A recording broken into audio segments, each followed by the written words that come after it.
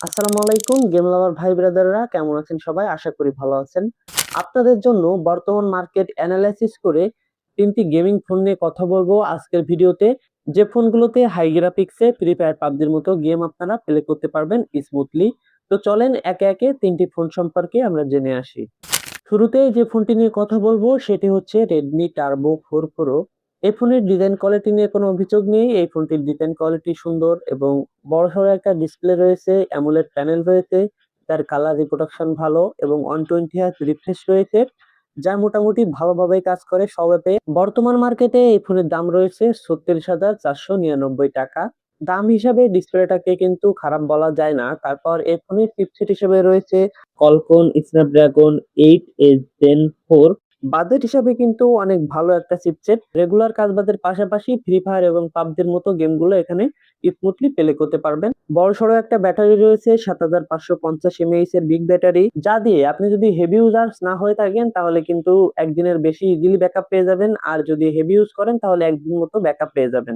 বক্সে রয়েছে 90 ওয়াটের চার্জার, এটা কিন্তু একটি ভালো কম্বো। ক্যামেরার দিকে আসলে 50 মেগাপিক্সেলের মেন শুটার, 8 মেগাপিক্সেলের আলট্রা ওয়াইড, 20 মেগাপিক্সেলের front facing camera.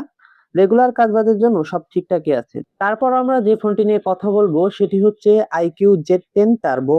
Display size মোটামুটি বড়, ডিজাইন কোয়ালিটিও সুন্দর, অ্যামোলেড প্যানেল রয়েছে, 144 হার্জ হাই রিফ্রেশ রেট রয়েছে। ডিসপ্লেটাকেও কিন্তু খারাপ বলা যায় না, অ্যামোলেড প্যানেল রয়েছে, কালার রিপ্রোডাকশনই ভালো। বর্তমান মার্কেটে এই ফোনটির দাম রয়েছে 37,499 টাকা। এই ফোনে চিপসেট হিসাবে রয়েছে মিডিয়াটেক ডায়মন্ড সিটি 8400। এই ডিভাইসটাও কিন্তু গেমিং এর জন্য ভালো। এই ডিভাইসটিতেও আপনারা খুব সুন্দর গেম প্লে করতে পারবেন স্মুথলি। ফ্রি ফায়ার পাবজির মতো গেমগুলো আপনারা হাই গ্রাফিক্সে স্মুথলি প্লে করতে পারবেন। তারপর যদি ক্যামেরার দিকে আসি, 50 মেগাপিক্সেলের মেইন শুটার, 16 মেগাপিক্সেলের ফ্রন্ট ফেসিং ক্যামেরা।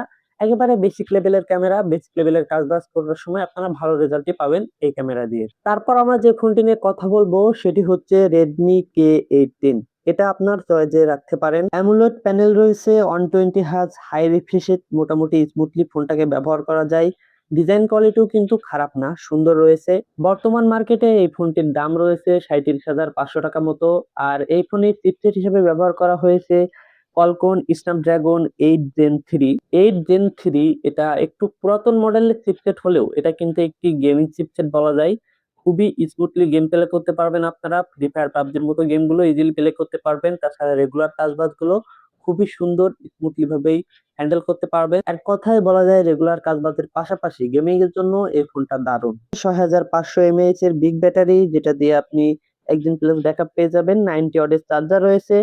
ক্যামেরার দিকে আসলে 50 মেগাপিক্সেলের মেইন শুটার, 8 মেগাপিক্সেলের আলট্রা ওয়াইড, 20 মেগাপিক্সেলের ফ্রন্ট ফেসিং ক্যামেরা। ক্যামেরার দিক থেকে আগের দুইটা ফোনের তুলনায় এই ফোনটাকে এগিয়ে রাখা যায়, কারণ ক্যামেরার দিক থেকে হিসাব করলে আপনার আগে দুইটা ফোনের থেকে এই ক্যামেরার রেজাল্ট কিন্তু ভালো। তাই আপনি যদি চান আমার গেমিং এর পাশাপাশি আমার ফোনের ক্যামেরাটাও ভালো হতে হবে, তাহলে আপনি এই ফোনটি দেখতে পারেন। তো এই ছিল তিনটি ফোন। কার কাছে কোন ফোনটা বেশি ভালো লেগেছে কমেন্ট করে জানাতে ভুলবেন না। দেখা হচ্ছে অন্য কোনো ভিডিওতে। সে পর্যন্ত ভালো থাকুন, সুস্থ থাকুন। আসসালামু আলাইকুম।